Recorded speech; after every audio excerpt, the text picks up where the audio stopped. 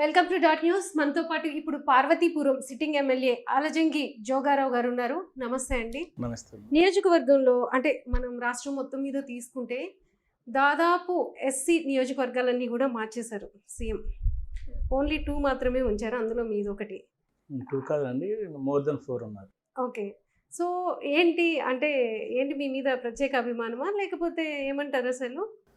ప్రత్యేక అభిమానం ఏం లేదండి. జగన్మోహన్ రెడ్డి గారికి కావాల్సినంత మెరిట్ అండి. ఎవరైతే ఆయన ఆలోచన విధానాన్ని, ఆయన చేస్తున్న సంక్షేమాన్ని, ప్రజల పట్ల జవాబుదారితనంగా ఉండే విధానాన్ని ఎవరైతే ఇంప్లిమెంట్ చేస్తున్నారో, అలాగే ఆయన కొన్ని టాస్క్లు ఇచ్చారండి. గడప గడపకి మన ప్రభుత్వం కార్యక్రమాన్ని ఎవరైతే సిన్సియర్గా చేశారో, ఎవరైతే ఆయన అభిమతం తగినట్టుగా రీచ్ అయ్యారో ప్రజలు ఎవరైతే ఈ రీచ్ అయ్యే విధానంలో యాక్సెప్ట్ చేశారో, ఇవన్నీ కూడా ఆయన కొలమానంగా తీసుకొని ఇవ్వడం జరిగింది. దాంట్లో భాగంగానే పార్వతీపురం నియోజకవర్గాన్ని మార్చకుండా మళ్ళీ నాకు తిరిగి రెండోసారి అవకాశం ఇచ్చినందుకు మీ ద్వారా కూడా పెద్దలు జగన్మోహన్ రెడ్డి గారికి నేను పాదాభివందనం తెలియపరచుకుంటున్నాను. పార్వతీపురం మీ హయాంలోనే జిల్లాగా మారింది. సో ఈ జిల్లాలో అభివృద్ధి ఎలా జరిగింది? అందులోనూ మీరు మెయిన్ దీంట్లో ఉన్నారు, అంటే హెడ్ క్వార్టర్స్లో ఉన్నారు కాబట్టి ఇక్కడ ఉండే అభివృద్ధి కానీ, ఇప్పుడు వచ్చిన కలెక్టరేట్స్ కానీ, లేకపోతే ఎస్పీ ఆఫీస్ కానీ, ఇవి కొత్తవన్నీ కూడా అంటే మీ హయాంలో వచ్చినాయి కాబట్టి మీకే పేరు వస్తుంది. దానికి ఎలా జరిగింది అదంతా?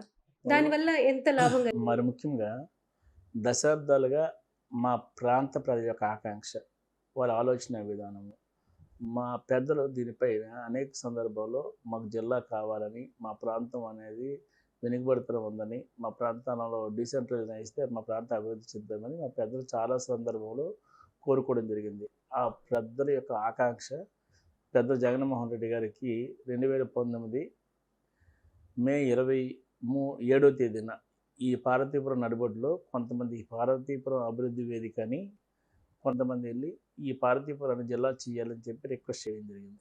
అందులో భాగంగానే ప్రతి పార్లమెంట్ని ఒక జిల్లా చేస్తామంటే పార్వతీపురం హెడ్ క్వార్టర్ చేయమని చెప్పి మేము రిక్వెస్ట్ చేయడం జరిగింది. పార్వతీపురం ఇంకో బోనస్గా జగన్మోహన్ రెడ్డి గారు పార్వతీపురం పేరున జిల్లా ఇస్తూ హెడ్ క్వార్టర్ కూడా పార్వతీపురం పెట్టి ఈ ప్రజల యొక్క ఆకాంక్ష, ఈ ప్రజల కోరిక, వీళ్ళ ఆలోచన విధానాన్ని పూర్తిగా ఆయన మనసుకు తీసుకొని సహాయం చేయడం జరిగింది. సో ఇక్కడ ఏమేమి వచ్చినాయి అంటే ఏమేమి ఆఫీసెస్ వచ్చినాయి అంటే హెడ్ క్వార్టర్స్ అంటే చాలా మెయిన్ ఆఫీసెస్ అన్నీ రావాలి కదా, దానివల్ల ఎలా డెవలప్ అయింది సిటీ? అన్ని డిపార్ట్మెంట్లు వచ్చాయి. జగన్మోహన్ రెడ్డి గారు జిల్లా ఏర్పడిన తర్వాత ఈ ప్రాంతానికి ఒక ఎస్పీ ఆఫీసు, ఒక కలెక్టర్ ఆఫీసు, అలాగే అన్ని హెడ్ ఆఫ్ ది ఇన్స్టిట్యూట్స్ ఇక్కడ రావడం జరిగింది. మరి ముఖ్యంగా ఇక్కడ ఒక medical college, super speciality hospital, తర్వాత కనెక్టివిటీ, మరి ముఖ్యంగా నెట్వర్క్ లేని ప్రాంతాలకు నెట్వర్క్, ఇవన్నీ కూడా జగన్మోహన్ రెడ్డి గారు జిల్లా కేంద్రం అయిన తర్వాత జిల్లాకి కావాల్సిన అన్ని మౌలిక వసతులు కూడా ఏర్పాటు చేయడం జరిగింది. అంటే హెడ్ క్వార్టర్సే కాకుండా మీ పరిధిలో, మీ అసెంబ్లీ నియోజకవర్గం పరిధిలో ఏమేం చేశారు మీరు? అభివృద్ధి ఏం జరిగింది? నా అసెంబ్లీ నియోజకవర్గ పరిధిలో అయితే గత 58 నెలలుగా నా పరిపాలనకి నేనైతే 100కి 100 మార్కులు వేసుకుంటాను. ఎందుకంటే ఏ ఆలోచనతో అయితే నేను రాజకీయాలకు వచ్చానో, ఏ ఉద్దేశంతో అయితే పార్వతీపురం నియోజకవర్గంలో నేను ఎమ్మెల్యే అవ్వాలని ఆకాంక్షించానో, జగన్మోహన్ రెడ్డి గారి అభిప్రాయాన్ని, ఆయన ఆలోచనను, ఆయన అభిమతాన్ని కింద స్థాయికి తీసుకెళ్ళడమే కాకుండా ఈ ప్రాంత ప్రజల యొక్క ఆలోచన విధానాన్ని, మరి ముఖ్యంగా దశాబ్దాలుగా నోచుకోలేని అభివృద్ధిని, లేదా కొన్ని ప్రాంతాలుగా అయితే తీరని కలగా ఉన్న కోరికల్ని నేనైతే తీర్చాను ఖచ్చితంగా. ఉదాహరణకి సీతానగరం మండలంలో గెడ్డలపైన ఒక బ్రిడ్జ్ ఉంది. 7 గ్రామాలు కనెక్టివిటీ లేదు. ఒక ఏట్లే వెళ్ళాలి, వర్షాకాలం అయితే వెళ్ళడానికి లేదు, చుట్టూ తిరిగి వెళ్ళాలి. అటువంటి దీనికి 11 కోట్ల రూపాయలతో ఒక బ్రిడ్జ్ నిర్మాణం చేయడం జరిగింది. అది అంకితం చేయడం కూడా జరిగింది. అలాగే బల్జిపేట మండలంలో వంగర మండలానికి, గరుగుబిల్లి మండలానికి, బల్జిపేట మండలానికి ఒక కనెక్టివిటీ లేక, బ్రిడ్జ్ లేక, ఏరుకోడి వెళ్ళటం వల్ల బ్రిడ్జ్ లేక ఇబ్బంది పెడితే అక్కడ కూడా నా హాయంలోనే బ్రిడ్జ్ నిర్మాణం చేయడం జరిగింది. అదే కాకుండా కొన్ని గ్రామాలకి, చిన్న గ్రామాలు అంటే 300 ఓట్లున్న గ్రామాలకి స్వాతంత్రం వచ్చిన తర్వాత ఎప్పటి వరకు కూడా ఆ గ్రామం వైపు కానీ, ఆ గ్రామంలో ఉండే ప్రజల యొక్క కోరికలు, చిన్న చిన్న ఇమ్యూనిటీస్ కూడా ఎవరు ప్రొవైడ్ చేయలేదు. నేను వచ్చిన తర్వాత ఏవైతే దశాబ్దాలుగా వెనకబడతనానికి నెట్టివేయబడ్డదో, అభివృద్ధికి వెనక వేయాల్సి వచ్చిందో ఆ గ్రామాలన్నీ ఐడెంటిఫై చేసి ఇప్పుడు ఆ గ్రామాలకి ఖచ్చితంగా నేనైతే ధైర్యంగా చెప్పగలను సుమారు ఒక 80 బీటీ రోడ్లు వేయడం జరిగింది.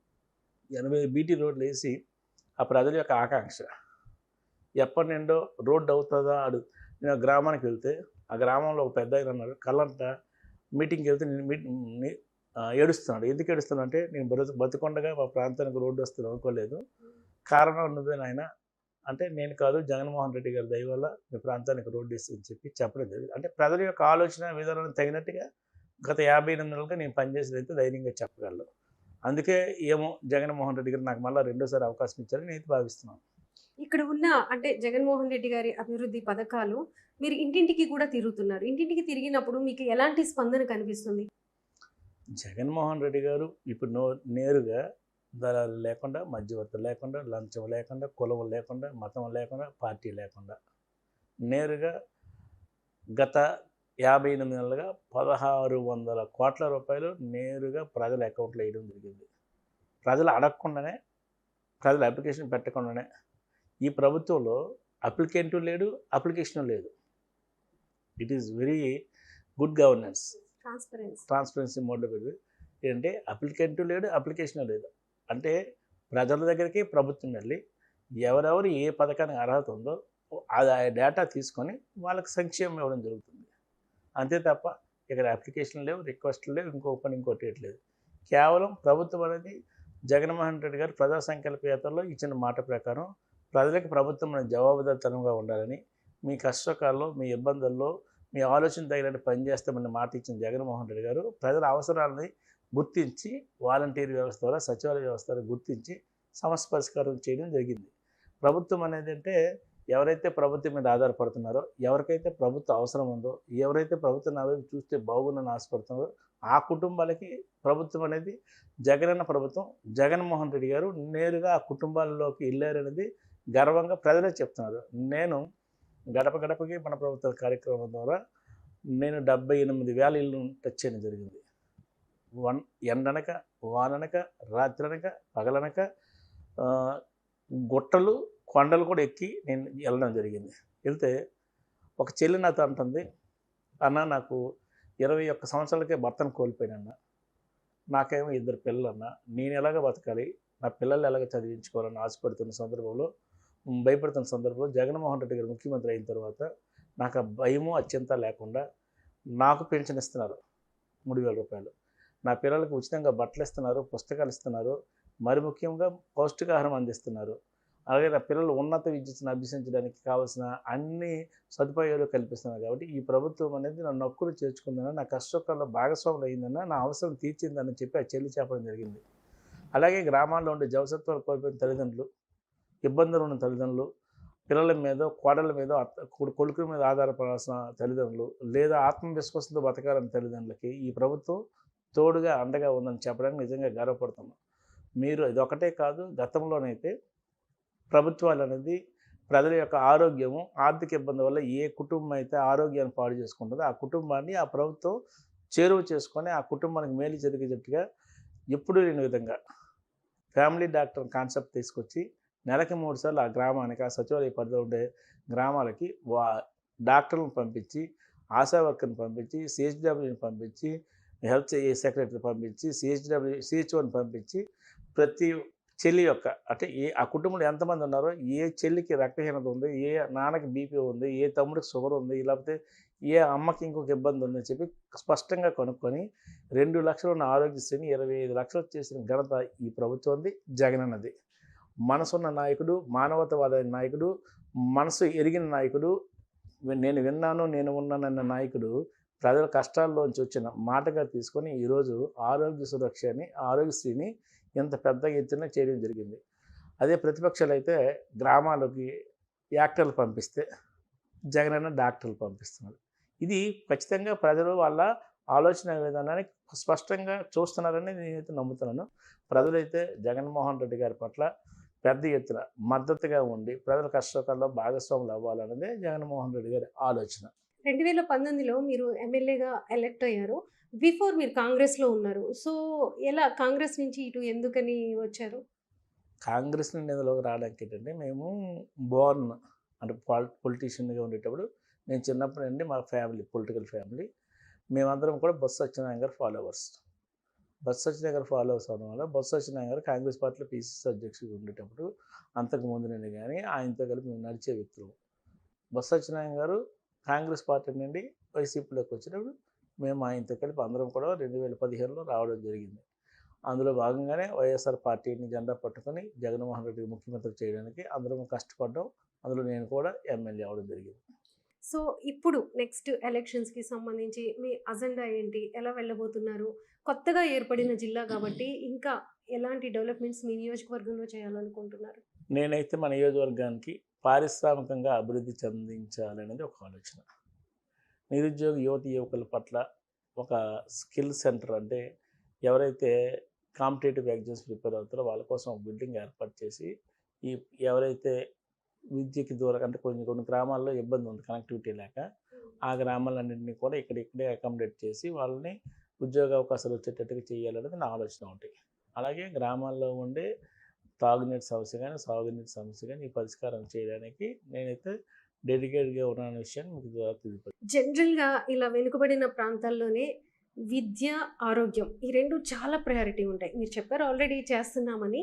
బట్ ఇంకా ఎంత మిగిలింది? ఎంత చేయాలి? ఇప్పుడు ఈ రెండిటి పట్ల జనం ఎలా సాటిస్ఫై అవుతున్నారు? ఆల్రెడీ ఒక ఎగ్జాంపుల్ కూడా చెప్పారు ఒక ఫ్యామిలీ గురించి. అది మీకు ఇంకా ఉండుంటుంది కదా! ఇది తీరాలి, ఇది తీరాలి, ఇది తీరాలి అని. అది ఎలా చేయబోతున్నారు? మా ప్రాంతంలో ఒక పీజీ సెంటర్ ఎస్టాబ్లిష్ చేయాలి. అలాగే ఎడ్యుకేషన్ హబ్ కింద ఈ ప్రాంతాన్ని, ట్రైబల్ ప్రాంతాన్ని లేదా వెనుకబడిన జిల్లాని ఎడ్యుకేషన్ హబ్ కింద ఏర్పాటు చేయలేదు నాకు ఆకాంక్ష.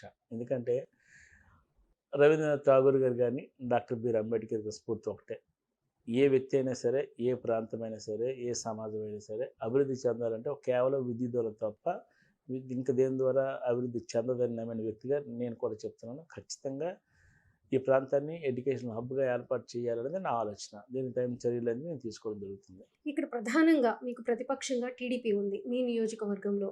సో జిల్లా ఏర్పాటైన తర్వాత అంటే బయట వినింది ఆల్మోస్ట్ టీడీపీ తుడిచిపెట్టుకుపోయింది అనేది మాత్రం వినిపిస్తుంది. ఇప్పుడు కొత్తగా ఒక అభ్యర్థిని టీడీపీ వాళ్ళు నిలబెట్టారు. ఎలా ఫేస్ చేస్తారు? కొత్త వ్యక్తి కాబట్టి ఎలా ఫ్రెష్ క్యాండిడేట్, అతని మీద ఏమీ ఎలిగేషన్స్ ఉండవు. సో టీడీపీ ఉమ్మడి ఎజెండాతో వాళ్ళు వెళ్తారు. సో ఎలా ఫేస్ చేస్తారు వాళ్ళని?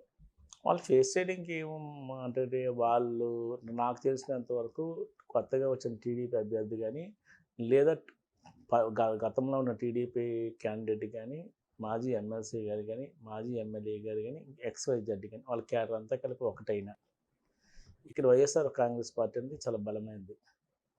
ఇక్కడ 3 మండలాలు, ఒక టౌన్. ఇందులో వైఎస్ఆర్ పార్టీ చాలా బలమైంది.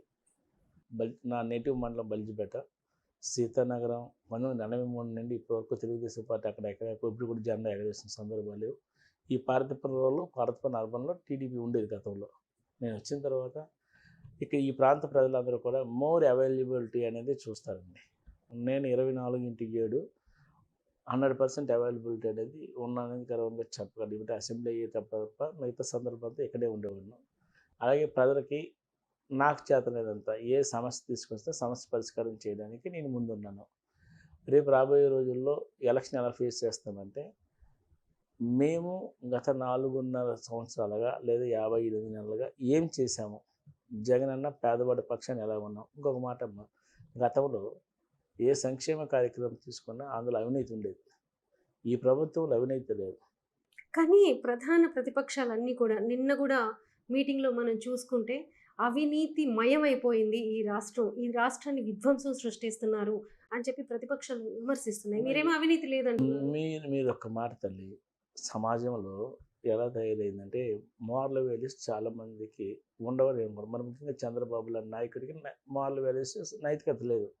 అందులో భాగంగానే దొంగే దొంగ అనేటట్టుగా అనే చందంగా ఒక మాట తల్లి, ఈరోజు ఈ పార్వతీపురం నియోజకవర్గమే తీసుకున్నాం, లేదా రాష్ట్రం తీసుకోకలే, ఈ పార్వతీపురం నియోజకవర్గమే తీసుకున్నాం. ఈ పార్వతీపురం నియోజకవర్గంలో సుమారుగా 20,000 మంది చెల్లెమ్మలకి మేము అమ్మఒడి ఇచ్చాము. 15,000 రూపాయల లెక్క, అంటే సుమారుగా 300 కోట్ల రూపాయల దాకా ఇచ్చినట్టుగా. ఒక్కసారి ఆ చెల్లెమ్మ దగ్గర మీరు వెళ్ళండి, ఏమ్మా నువ్వు ఎవరికైనా రూపాయి ఇచ్చి పథకం డబ్బులు ఏం తీసుకున్నావా ఏంటి అడగండి.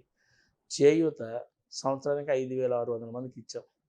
ఏ చెల్లెమ్మ దగ్గరికి వెళ్ళండి, అమ్మ ఈ చేయూత 18,750 రూపాయలు సంవత్సరానికి ఇచ్చారు కదా, మీరు ఈ పథకాన్ని రానికి ఎవరి దగ్గర 5 పథకాల విషయంలో ట్రాన్స్పరెన్సీ ఉంది. అది అందరికీ తెలిసిన విషయమే. ఆయన బటన్ నొక్కుతున్నారు. వాళ్ళ అకౌంట్స్‌లోకి వెళ్ళిపోతున్నాయి. లిక్కర్ విషయంలో గాని, శాండ్ మాఫియాల విషయంలో గాని, ఇవన్నీ కూడా వాళ్ళు చేసిన అలిగేషన్స్. మా నియోజకవర్గంలో లిక్కర్ అనేది లేదు. లేకుండా ఎలా ఉంటుంది? ఇవనమ్మా ఇక్కడ గవర్నమెంట్ ద్వారానే గవర్నమెంట్ చేత అమ్మబడుతుంది. అలాగే చెప్పి పక్క రాష్ట్రాలలో అదే జే బ్రాండ్స్ అమ్ముతున్నారు అంటున్నారు. అంత అంటే నేను ఒక ఫ్యాక్టరీ పెట్టుకోవాలి మీరన్నట్టు చూడలేదు. ఒకవేళ అమ్మాలంటే ఇక్కడ ఒక ఫ్యాక్టరీ పెట్టుకోవాలి తప్ప ఇంకొక మార్గం ఎట్లేదు. ఒకవేళ ఏ బ్రాండ్ ఏంటో అనేది నేనైతే దానికి దూరంగా ఉంటాను కాబట్టి దాని గురించి అంత పెద్ద ఆలోచన లేదు. కాబట్టి లిక్కరు, శాండ్ అనేది శాండ్ కన్నా రీచ్లు కూడా మా దగ్గర లేవు. ఇంకా ఇంకేమైనా వాళ్ళు ఏమో అవినీతి ఆరోపణలు చేయడానికి ఏంటంటే చెప్పాను కదమ్మా, 2014, 19 బాగా ఎంత చేయాలో అంత చేసుకున్నారు. పోలవరం లాంటి ప్రాజెక్ట్నేమో జీవనాన్నేమో పక్కన పెట్టి అది ఏటీఎం కింద మార్చుకొని తినేసేయడం నాకు అలవాటు అయిపోయింది. ఎవడి మీద నిందలేస్తారు వాళ్ళకి ఎట్టిపోయింది. జగన్మోహన్ రెడ్డి వచ్చి కూడా పోలవరాన్ని పూర్తి చేయలేదంటున్నారు కదా! ఇట్స్ గోయింగ్ అని కదా, ప్రోగ్రెస్ ఇస్ అప్పుడు కూడా గోయింగే. Progress is there, improved. అప్పుడు పరిస్థితి ఏంటంటే అప్పుడు పరిస్థితి ఓన్లీ గ్రాఫిక్స్గా కనబడేది, ఇప్పుడు కన్స్ట్రక్టివ్గా కనబడుతుంది. దీనికి అదే తేడా. మీరు ప్రతిపక్షాల నుంచి కూడా స్వపక్షంలోనే ఎక్కువగా విమర్శలు కానీ లేకపోతే మీ మీద అంటే మీకు మీ పార్టీలో ఉన్న వాళ్ళకి మధ్య కోఆర్డినేషన్ లేదు, వాళ్ళందరూ కోఆపరేట్ చేయట్లేదు అని అంటున్నారు. మీకు ఈ ఎలక్షన్ మరి ఎలా వాళ్ళందరినీ కలుపుకుని వెళ్ళడం? నాకు ఆ ఇబ్బంది క్యాడర్లోనైతే లేదు తల్లి. ఇక్కడ క్యాడర్లో లేదు, కింద లీడర్స్లో ఉంది కదా, అదే లోకల్ క్యాడర్. నాయకత్వం. క్యాడర్ అంటే లోకల్ నాయకత్వం అమ్మా, క్యాడర్లో లేదమ్మా. ఎవరైతే లీడర్షిప్ చేస్తారో, లీడర్షిప్ మీన్స్ అంటే ఎవరైతే ఎమ్మెల్యే టికెట్ ఆశించారో వాళ్ళు నేను ఉంటుండే ఇంకొక 2 ఎమ్మెల్యే టికెట్ ఆశించారు, వాళ్ళకి మాకు కోఆర్డినేషన్ లేకపోవచ్చు. కానీ ఇక్కడ 89 సర్పంచ్లు ఉన్నారమ్మా. 89 సర్పంచుల్లో మా పార్టీకి సుమారుగా ఒక 80 మంది ఉన్నారు వైఎస్ఆర్ పార్టీకి. వాళ్ళకి నాకు ఎటువంటి డిస్ప్యూట్ లేదు. 51 మంది ఎంపీటీసీ ఉన్నారు. 51 ఎంపీటీసీలో 48 ఎంపీటీసీ వైఎస్ఆర్సీపీ. ఇందులో ఎటువంటి తేడా లేదు. 3 ఎంపీపీలు ఉన్నారు. 3 ఎంపీపీలు నాకు ఎటువంటి తేడా లేదు. 3 జడ్పీటీసీ ఉన్నారు. 3 జడ్పీటీసీలకి నాకు ఎటువంటి తేడా లేదు. 30 వార్డులు ఉంటే 24 మంది కౌన్సిలర్స్ ఉన్నారు. 24 కౌన్సిలర్స్కి నాకు ఎటువంటి తేడా లేదు. ఏఎంసీ చైర్మన్గా ఉన్నారు, ఆవిడకి నాకు ఎటువంటి తేడా లేదు. మున్సిపల్ చైర్మన్లు, వైస్ చైర్మన్లు ఎవరికి నాకు తేడా లేదు. తేడా ఉన్నది అంటే ఎవరైతే నాతో కలిపి ఎమ్మెల్యే టికెట్ ఆశించిన వ్యక్తులకి రాలేదని కొంచెం బాధ ఉంటుంది. వాళ్ళకి కూడా క్యాడర్ ఉండిద్ది కదా, మరి వాళ్ళని కలుపుకుని ఎలా వెళ్తున్నారు? మాట్లాడారా? మాట్లాడడం జరిగింది. ఆల్రెడీ నేను ఎక్స్ ఎమ్మెల్యే జయమణి గారిని కలవడం జరిగింది. టిట్కో చైర్మన్ ప్రసన్న కుమార్ గారిని కలవడం జరిగింది. ఇక్కడ 100% ఇక్కడ పార్వతీపురం నియోజకవర్గం వైఎస్ఆర్ పార్టీ గెలిచే నియోజకవర్గం తల్లి. భూముల తగాదాల్లో కానీ లేకపోతే ల్యాండ్ ఇష్యూస్లో ఎక్కువగా మీరు జోక్యం చేసుకుంటున్నారు అనే ఒక విమర్శ కూడా మీ మీద ఉంది. ఖచ్చితంగా తల్లి. ఖచ్చితంగా చేస్తున్నారా? అటువంటి విమర్శలు రావడం అనేది న్యాయం. ఎందుకంటే ఎవరైతే బాధితులు ఉంటారో, ఎవరైతే ఇబ్బంది పడుతున్నారో, ఎవరైతే గతంలో పరిష్కారం కాని సమస్యలు ఉన్నాయో, నా దృష్టికి ఏదైనా వస్తే నాకుండే శక్తి మేరకు, నాకుండే నాలెడ్జ్ మేరకు అధికారులకు పెట్టి చేయడం అనేది నా ఆలోచన. అలా చేసేటప్పుడు ఏంటంటే ఇందులో ఎమ్మెల్యే ఏదైనా స్పెషల్ ఇంట్రెస్ట్ ఉందేమో అనుకొని అపోహపడితే పడవచ్చు. కానీ ఎవరైతే బాధితులో, ఎవరైతే ఇబ్బంది ఉందో, ఎవరికైతే సహాయం కావాలని కోరుకుంటున్నారో, ఎవరు నా దగ్గరకు వచ్చినా వాళ్ళకి సహాయం చేయడం జరుగుతుందనే ఉద్దేశంతోనే సహాయం చేయడం తప్ప వేరే విషయం. జగన్మోహన్ రెడ్డి గారు నా ఎస్సీ, నా ఎస్టీ, నా బీసీ, నా మైనారిటీ, నా మహిళలు అని చెప్పేసి వాళ్ళకి ఆల్మోస్ట్ 50% ఏదైతే చట్టం చేశారో ఆ చట్టం పరిధిలో ఆయన ఇవ్వాల్సినన్ని సీట్స్ ఇచ్చారు. కానీ బయట నుంచి ఇది జగన్మోహన్ రెడ్డికి మైనస్ అవుతుందేమో అనే ఒక విమర్శలు కూడా వచ్చాయి. ఎందుకు? మేము 78% ఉన్నది ఎస్సీ, ఎస్టీ, బీసీ, మైనారిటీలు.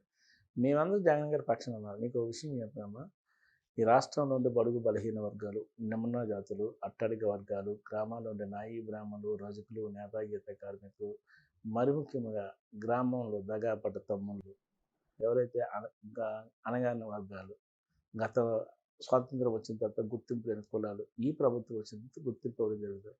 వీళ్ళందరూ కూడా జగన్మోహన్ రెడ్డికి నా బిడ్డ, నా జగన్ గారు నా ఎస్సీ, నా ఎస్టీ ప్రజలు జగన్మోహన్ రెడ్డి గారు నా బిడ్డ, నా అన్న, నా తమ్ముడు, నా కొడుకు అనుకుంటున్నారు తల్లి. ఇందులో తేడా లేదు. మీరు రండి నాతో కావాలని చూపిస్తాను. ఏ గ్రామమైనా జగన్ గారు ఎవరంటే నా బిడ్డనైనా అంటున్నారు. నా పెద్ద కొడుకు అంటున్నారు. మొన్న ఒక ఆవిడ అంటుంది నాకు 4 కొడుకులనైనా పెద్ద కొడుకు ముఖ్యమంత్రి, చిన్న కొడుకుని తాబీ మినిస్టర్ అంటుంది. అంటే ప్రజలు ఆ విధంగా ఆయన్ని ఓన్ చేసుకుంటారు. ఓన్ చేసుకోవడం వల్ల ప్రజల ఆలోచన విధానానికి తగినట్టుగా పనిచేశారు. ఒక కష్టకాలంలో పూర్తిగా భాగస్వామ్యం ఈ ప్రభుత్వం అయితే జగనన్న మొక్కడికి ముందుకేసి మానవతావాదిగా ప్రజల కష్టకాలు తెలిసిన వ్యక్తిగా భాగస్వామ్యం అయ్యే వ్యక్తి ఆలోచనగా ఆయన కాన్సెప్ట్ అలా ఒకటే తల్లి. రాజశేఖర్ రెడ్డి గారి ఫోటో పక్కన నా ఫోటో ఉండాలని ఆయన కాన్సెప్ట్. అంటే జగనన్న రాజశేఖర రెడ్డి గారిని ఎలాగైతే ప్రజలు దేవుళ్ళలో కొలుస్తారో జగనన్న కూడా అలా కొలిచేటట్టుగా మంచి చేయాలని ఆలోచన తప్ప మంచి చేసే వ్యక్తి ఒక విత్తనం మంచి విత్తనం జల్లేటప్పుడు అది ఏ రోజు ఖచ్చితంగా ఫలించక మాందు జగన్మోహన్ రెడ్డి గారు చేస్తున్న అభివృద్ధి కార్యక్రమాలు, సంక్షేమ కార్యక్రమాలు, ప్రజాహితమైన కార్యక్రమాలు, ప్రజల ఆలోచన తగినట్టు పనిచేసే కార్యక్రమాలు ఇవన్నీ కూడా ప్రజలు గ్రహిస్తున్నారు కాబట్టి ప్రజల ఆలోచన మంచిగానే ఉంటుంది. రేపు రాబోయే రోజుల్లో మంచి జరుగుతుంది మేమైతే పూర్తిగా నమ్ముతున్నాం. లోకల్ నాయకత్వం చాలా అసంతృప్తితో ఉన్నారు. ఎందుకంటే డైరెక్ట్‌గా జనం జగన్ గారు జనంతో అనుసంధానం అయిపోయారు. ఆయనే డైరెక్ట్‌గా వాళ్ళకిచ్చేస్తున్నారు. సో, ఎమ్మెల్యేలకి లేకపోతే లోకల్ క్యాడర్‌కి చాలా ఇంపార్టెన్స్ తగ్గిపోయింది. రేపు ఎలక్షన్స్‌లో జనరల్‌గా ఎలా ఉంటుందంటే మనకు ప్రతిసారి కూడా వాళ్ళే తీసుకొచ్చి లోకల్ నాయకత్వమే గ్రామాల్లో నుంచి తీసుకొచ్చి ఓట్లేపించుకుంటారు. సో, ఈసారి అలాంటి పరిస్థితులు కనిపించట్లేదంటున్నారు? లోకల్ నాయకులతో అసంతృప్తిగా ఉన్నారని మీరు అనుకుంటున్నాం. జగన్మోహన్ రెడ్డి గారు కానీ మేము కానీ కొంతమంది లోకల్ నాయకులు ఏమంటున్నారంటే అవినీతి మరకలు అంటించుకోకుండా గౌరవంగా ప్రజల దగ్గర ఉండేటట్టుగా గతంలోనైతే ఒక నాయకుని చూస్తే వీడు పెన్షన్లో అవినీతి చేశాడు, లేకపోతే ఇంకో స్కీమ్లో అవినీతి చేశాడు, ఇంకో విషయంలో తినేసాడు అని చెప్పి అనుకున్నారు. ఇప్పుడు ఎవరు తినేసిన లేదు, పంచుతారని చెప్తారు. అంటే నాయకుడి యొక్క గౌరవాన్ని పెంచేటట్టుగా పనిచేయడం జరిగింది జగన్మోహన్ రెడ్డి గారి ప్రభుత్వం అనేది. ఒకవేళ ఇంకా వ్యక్తిగత స్వార్థపరులు ఏమైనా అంటే అనొచ్చు కానీ జగన్ అన్న మాత్రం పూర్తిగా ప్రజల పక్షానే ఉన్నాడని నేను నమ్ముతున్నాను. థ్యాంక్ యూ సో మచ్ అండి. చాలా విషయాలు చెప్పారు. ఇలా అంటే వెనుకబడిన కొన్ని నియోజకవర్గాల్లో అయితే సాలిడ్‌గా మనకు కనిపిస్తున్న విషయం ఏంటంటే, వాళ్ళకి విద్య, ఆరోగ్యం చాలా ముఖ్యమని చెప్పుకోవాలి.